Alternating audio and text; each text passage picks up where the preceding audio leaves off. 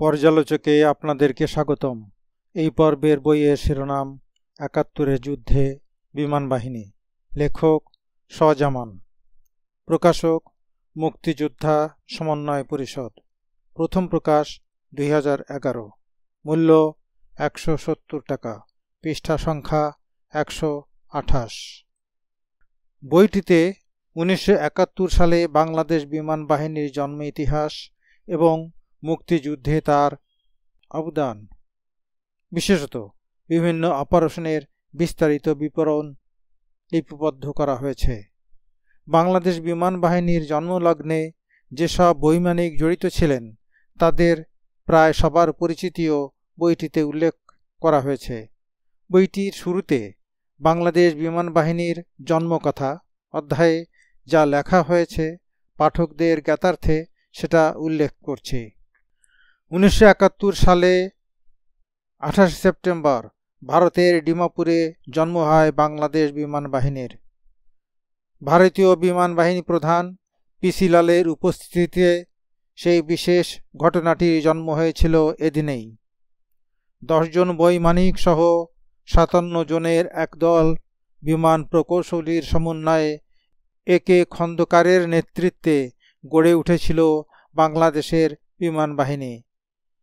ঐতিহাসিক সেই সভায় যেসব বীর বৈমানিক মুক্তিযোদ্ধার উপস্থিত থাকার সৌভাগ্য হয়েছিল তারা হলেন সর্বজনাব গ্রুপ ক্যাপ্টেন একে খন্দকার, সশস্ত্র বাহিনী উপপ্রধান এবং বিমান বাহিনী প্রধান; flight lieutenant Shamsul Alam; flying officer Badrul Alam; captain Abdul Khalek; captain Sharfuddin Ahmed; captain Abdul Mukit; captain Akram Ahmed; captain Shahab Uddin Ahmad এবং ক্যাপ্টেন কাজী আব্দুল সত্তার।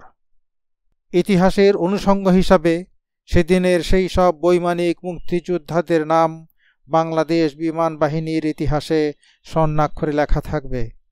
বাংলাদেশের বিমান বাহিনীর প্রতিষ্ঠাতা সদস্যদের অন্যতম সেনানী স্কোয়াড্রন লিডার সুলতান মাহমুদ ১ নং সেক্টরের যুদ্ধক্ষেত্রে থাকায় এই উদ্বোধনী সভায় উপস্থিত থাকতে পারেননি। ১০-১২ দিন পরে এসে তিনি এই দলে যোগদান করেন এবং বাংলাদেশ সরকারের পক্ষে বিমান বাহিনীর প্রশিক্ষণ সহ অন্যান্য দায়িত্বভার গ্রহণ করেন। অবশ্য অনানুষ্ঠানিকভাবে ভারতীয়দের তত্ত্বাবধানে প্রায় মাসাধিককাল আগেই এই প্রশিক্ষণ কার্যক্রম শুরু হয়ে গিয়েছিল। বইটিতে উল্লেখ করা হয়েছে অস্ত্র লোকবল বৃদ্ধি পাওয়া এবং স্থলবাহিনীর পুনর্বিন্যাসের পর পাকিস্তান সেনাবাহিনীর উপর বাংলাদেশের মুক্তিযোদ্ধারা আস্তে আস্তে চড়াও হতে থাকে। এহেন পরিস্থিতিতে প্রয়োজনীয়তা উপলব্ধি হতে থাকে অন্যান্য উপায়েও পাকিস্তান হানাদার বাহিনীকে আঘাত করার। এরই ধারাবাহিকতায় নৌ এবং বিমান বাহিনী গড়ে তোলার প্রয়োজনীয়তা ভারতীয় কর্তৃপক্ষকে পুনর্ব্যক্ত করা হয়। কিছুদিনের মধ্যেই নৌবাহিনী গঠনের তোড়জোড় শুরু হয়ে যায় এবং ২৫০ জনের মতো মুক্তিযোদ্ধা সংগ্রহ করে তাদের প্রশিক্ষণও শুরু হয়ে যায় ঐতিহাসিক পলাশীর ভাগীরথী নদীতে মালদহ জেলায়। ৯ নভেম্বর ৬টি নৌযানের সমন্বয়ে আনুষ্ঠানিকভাবে নৌবাহিনীর উদ্বোধন হলেও আগস্ট মাস থেকেই কমান্ডোদের অভিযান শুরু হয়ে গিয়েছিল। বিশ্বব্যাপী সাড়া জাগানো চট্টগ্রাম নৌবন্দরে প্রথম আক্রমণ হয় আগস্ট মাসের ১৬ তারিখে। বিমান বাহিনী গঠনের জন্য বাংলাদেশ সরকার ভারত সরকারকে শুধু আনুষঙ্গিক সরঞ্জামাদির ব্যবস্থা করে দেওয়ার জন্য অনুরোধ জানায়। তাদেরকে জানানো হয় প্রয়োজনীয় জনবল বাংলাদেশের আছে, প্রয়োজন শুধু একটা বিমান ঘাঁটি এবং কয়েকটা যুদ্ধবিমান এবং বিমান ঘাঁটি পেলেই বাংলাদেশের বীর মুক্তিযোদ্ধারা অত্যন্ত স্বল্প সময়ের প্রশিক্ষণেই পাকিস্তান হানাদার বাহিনীকে স্থলে এবং অন্তরিক্ষে আঘাত হানার উপযুক্ত হয়ে উঠতে পারবে।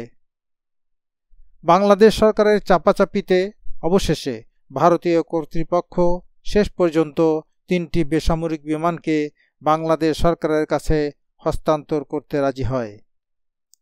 অবশ্য হস্তান্তরের আগে এগুলোকে বিমান বাহিনীর উপযোগী করে সামরিক বিমানে রূপান্তর করে দেয়। 3টি বিমানের একটি ছিল DC-3 বা ডাকোটা বিমান। আমেরিকার ম্যাকডোনাল্ড ডগলাস কোম্পানির তৈরি এই বিমানটিকে 5000 পাউন্ড বোমা বহনক্ষম করে এটাকে বোম্বার বা বোমা বর্ষণকারী বিমানে রূপান্তর করা হয়।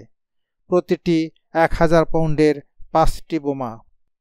বিমানটির পেট বরাবর নিচের দিকে বোমাগুলো রাখার ব্যবস্থা করা হয় এবং সেখান থেকেই বোমাগুলোকে বিশেষ কায়দায় নিক্ষেপের জন্য উপযুক্ত সরঞ্জাম সংযুক্ত করা হয়।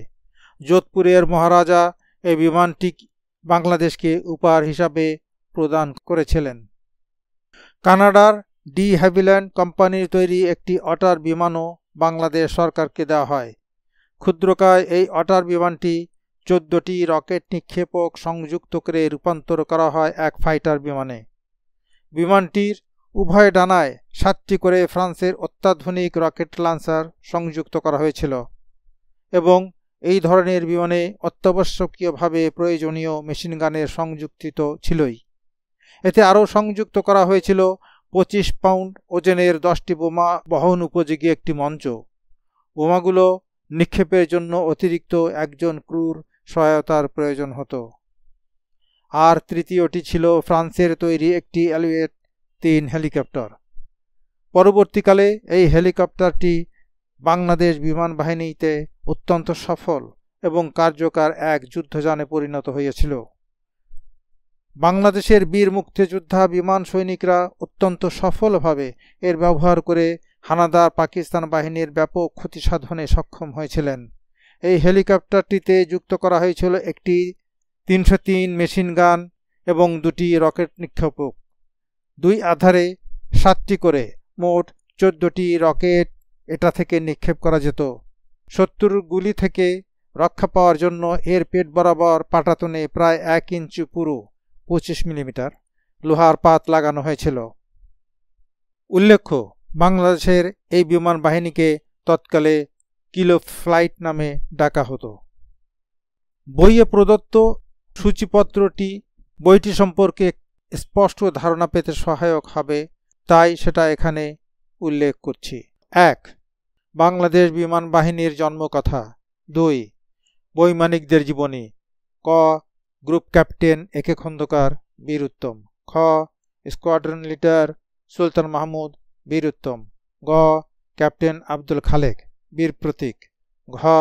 ক্যাপ্টেন শরফুদ্দিন আহমেদ, বীর উত্তম। ঙ. ক্যাপ্টেন আব্দুল মুকিত, বীর প্রতীক। চ. ক্যাপ্টেন আকরাম আহমেদ, বীর উত্তম। ছ. ফ্লাইট লেফটেন্যান্ট শামসুল আলম, বীর উত্তম। জ. ক্যাপ্টেন শাহাবুদ্দিন আহমেদ, বীর উত্তম। ঝ. ফ্লাইং অফিসার বদরুল আলম, বীর উত্তম। ঞ. ক্যাপ্টেন কাজী আব্দুল সাত্তার, বীর প্রতীক। ট. প্রসঙ্গ কথা। 3. বাংলাদেশ বিমান বাহিনীর অভিযান তালিকা। 4. বীরশ্রেষ্ঠ মতিউরের মরিয়া প্রচেষ্টা। 5. পাক ভারত প্রথম আকাশযুদ্ধ। 6. পূর্ব পাকিস্তানে ভারতীয় বিমান আক্রমণ। 7. 1971-এর যুদ্ধে পাকিস্তানের বিমান ক্ষতি। 8. পূর্ব পাকিস্তানে পাকিস্তানের বিমান ক্ষতির বিস্তারিত বিবরণ। 9. যুদ্ধে ভারতীয় বিমান বাহিনীর ক্ষতি। 10. পূর্বাঞ্চলে ভারতের বিমান ধ্বংসের বিস্তারিত বিবরণ। 11. ক্যাপ্টেন শাহাবুদ্দিন আহমেদের হেলিকপ্টার উড্ডয়নের বিবরণ। 12. বিমান বাহিনীর মুক্তিযোদ্ধাদের তালিকা, বৈমানিক। 13.